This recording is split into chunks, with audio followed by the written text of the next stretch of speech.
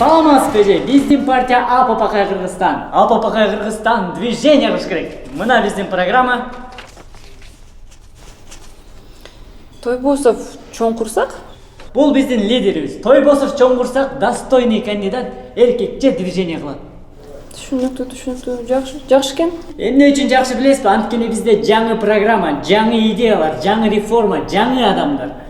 Рахмат, макул. Рахмат. Сизге рахмат эже.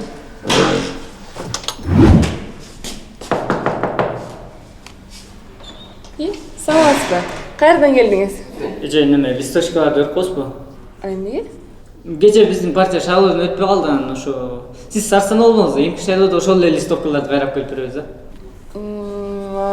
Программачы өзгөрбөйтпү? Эже, программа 10 жылдан бери өзгөрүп элек.